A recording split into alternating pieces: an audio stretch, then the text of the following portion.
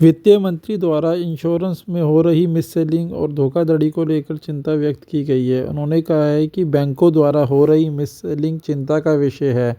उन्होंने साथ ही साथ ये भी कहा है कि बैंकों को अपना जो उनका मूल कार्य है वह उन्हें धन जुटाने और उसे उधार देने में ज़्यादा गतिविधि पर ध्यान केंद्रित करना चाहिए। हालांकि साथ ही साथ उन्होंने यह भी कहा कि बीमा की पहुंच को ज़्यादा लोगों तक पहुंचाने के अंदर बैंकों की एक महत्वपूर्ण भूमिका रही है, पर साथ ही साथ बैंकों द्वारा हो रही मिससेलिंग को लेकर भी उन्होंने अपनी चिंता व्यक्त की है।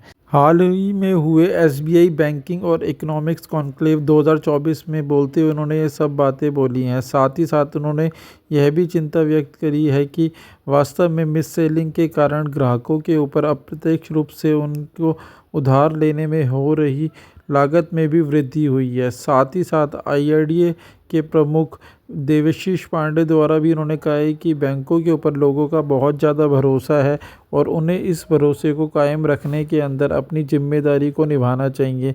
साथ ही साथ उन्होंने ये भी कहा है कि लोगों को मिससेलिंग करके ऐसे इंश्योरेंस प्रोडक्ट ना दिए जाएं जिसकी उन्हें रिक्वायरमेंट ही नहीं है।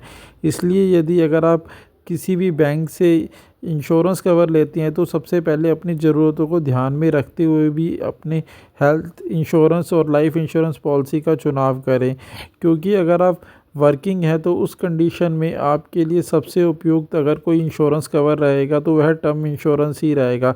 पर क्योंकि इसके अंदर उनका कमीशन कम रहता है, इस वजह से आपको मिस सेलिंग करके ऐसे प्रोडक्ट को देने के लिए या लेने के लिए मजबूर किया जाता है जिसके अंदर उनको ज़्यादा पे आउट मिल सके। इसलिए आपको कोशिश करनी चाहिए कि आपको अपनी ज़रूरत के हिसाब से ही अपने इंश्योरेंस कवर का चुनाव करना चाहिए और बैंकों को भी इस तरीके से ज़्यादा मिस सेलिंग नहीं करनी चाहिए ताकि उनके कस्टमरों के ऊपर से उनका भरोसा उतर जाए। इस वजह से आप जब भी इंश्योरेंस लें तो इस बात को ध्यान में रखते हुए ही कोई भी फ़ैसला करें।